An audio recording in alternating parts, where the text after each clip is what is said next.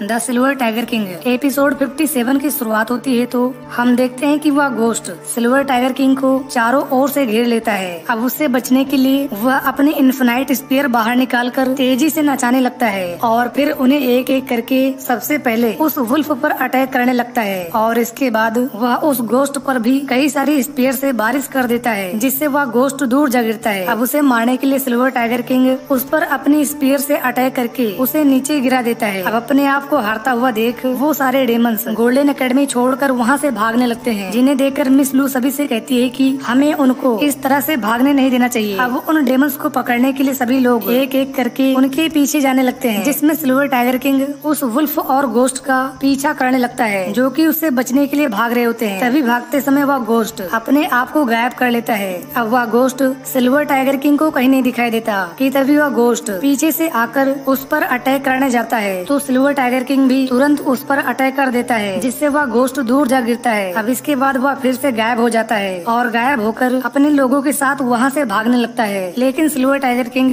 फिर भी उसका पीछा करने लगता है। वह वुल्फ अब उस गोस्ट से कहता है कि तुम यूबुजू को प्रोटेक्ट करो, तब तक मैं सिल्वर टाइगर किंग से निपट लूंगा। वह वुल्फ अब सिल्वर टाइगर किंग का सामना करने के लिए वहीं रुक जाता है और तुरंत अपनी पर्पल फॉर्म में आ जाता है। अब वह अपनी टैबू मार्शल आर्ट बाहर निकालने लगता है। सिल्वर टाइगर किंग उससे कहता है कि आज तुम यहाँ मरने के लिए आए हो। यह कहकर वो दोनों एक दूसरे पर अटैक कर देते हैं कि तभी वह वुल्फ सिल्वर टाइगर किंग पर अटैक करके उसे दूर फेंक देता है, लेकिन सिल्वर टाइगर किंग अपनी स्पीयर से बच जाता है और उस वुल्फ से कहता है कि तुम एक गोल्डन मार्शल गॉड हो, लेकिन फिर भी तुम मुझसे नहीं बच सकते। वह अब अपने लोगों को यूबुजू के पीछे जाने को कहता है और कहता है कि मैं इस वुल्फ को देख लूंगा। वो बाकी लोग अब वहाँ से चले जाते हैं। अब इसके बाद सिल्वर टाइगर किंग अपनी धर्मा टेक्निक बाहर निकालता है और फिर उसे उस वुल्फ पर अटैक कर देता है, जिसे देखकर वह पर्पल वुल्फ कहता है कि वांग फेंग ने सच में इस टेक्निक को समझ लिया था। जिसके बाद सिल्वर टाइगर किंग ने भी इसे सीख लिया, लेकिन वह पर्पल वुल्फ कहता है कि हमें डेमंस के लिए सिल्वर टाइगर किंग को मारना ही पड़ेगा। यह कहकर वह सिल्वर टाइगर किंग पर अटैक करने जाता है, जिसमें सिल्वर टाइगर किंग थोड़ा पीछे हट जाता है। सिल्वर टाइगर किंग अब हंसता है और उस वुल्फ से कहता है कि भले ही मैं एक गोल्डन मार्शल गॉड नहीं हूँ, फिर भी तुम मुझे नहीं रोक सकते।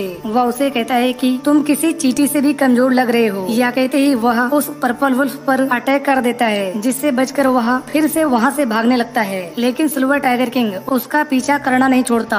अब उसे भागते हुए देख वह उससे पूछता है कि तुम तो एक गोल्डन मार्शल गॉड हो, तो फिर तुम मुझसे डर कर क्यों भाग रहे हो। यह कहकर वह तेजी से हंसता है। सिल्वर टाइगर किंग अब सोचता है कि इस पर्पल वुल्फ के साथ इस समय कोई भी नहीं है, इसलिए आज मैं इसे आसानी से मार दूंगा। वह कहता है लेकिन हमें इसे अभी कमजोर नहीं समझना चाहिए। अब वह पर्पल वुल्फ भागते भागते एक जंगल में पहुंच जाता है, जिसका पीछा करते हुए सिल्वर टाइगर किंग भी वहां पहुंच जाता है, जहां वो देखता है कि वो तो उन वार्मिंगर्स के एरिया में आ चुका होता है। अब यहाँ वार्मिंगर्स का यंग मास्टर ली सिउ लाओ अपने आदमियों के साथ होता है। ली सिउ लाओ सिल्वर टाइगर किंग से कहता है कि अच्छा हुआ तुम खुद यहाँ चले आए, क्योंकि मैं सोच रहा था कि तुम मुझे पहचानोगे ही नहीं। वो लोग अब उसे चारों ओर से घेर लेते हैं, जहाँ वो पर्पल वुल्फ अभी भी खड़ा होता है। ली सिउ लाओ सिल्वर टाइगर किंग से कहता है कि लगता है कि उन डेमंस को ये नहीं पता कि तुम इस समय यहाँ हो। ली सिउ लाओ कहता है कि चलो उन डेमन से मेरा कोई मतलब नहीं है, क्योंकि मैं किन्हीं दो लोगों के बीच नहीं पड़ना चाहता। वह सिल्वर टाइगर किंग से पूछता है कि क्या तुम यहाँ लिंगसियान सिटी से होकर आ रहे हो। वह कहता है कि मैं जानता हूँ कि लिंगसियान सिटी तुम ह्यूमंस का पहला स्थान है। वह कहता है कि मैंने सुना है कि तुम्हारे गोल्डन एकेडमी में कई सारी लाइब्रेरी है, जिसमें कई सारी मार्शल आर्ट स्किल और ट्रेजर्स वाली बुक्स हैं। ली सिउ लाओ कहता है कि मैं तो वांग फेंग को भूल ही गया था, जो कि तुम्हारी कल्टीवेशन करने में मदद करता है। वह कहता है कि इस तरह तो तुम्हारे पास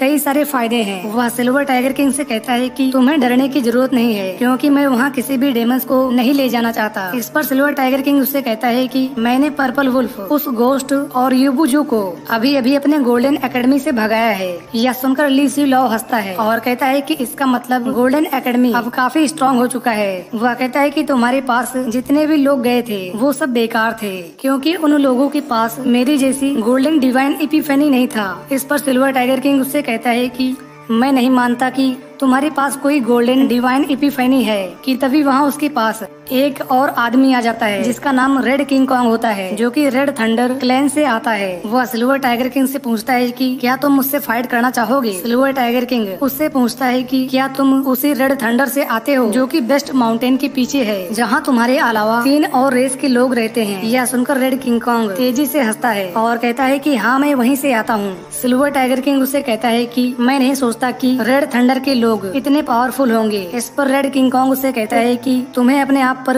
इतना घमंड नहीं करना चाहिए, क्योंकि गोल्डन मार्शल गॉड ही तुम्हारे लिए काफी नहीं है। वह सिल्वर टाइगर किंग से कहता है कि अब सिचुएशन बदल चुका है, क्योंकि अब मैं सारे ह्यूमंस को खत्म करने के लिए तैयार हूँ। रेड किंग कॉन्ग कहता है कि सारे ह्यूमंस को मारने के बाद हमारा रेड थंडर क्लैन तेजी से आगे बढ़ेगा। अब कुछ सोचने के बाद सिल्वर टाइगर किंग अपनी स्पीयर निकालता है और कहता है कि अगर तुम यहाँ सारे ह्यूमंस को खत्म करने के लिए आए हो तो सबसे पहले तुम्हें मुझसे फाइट करना होगा। इस प्रकार एपिसोड 57 यहीं पर समाप्त हो जाता है।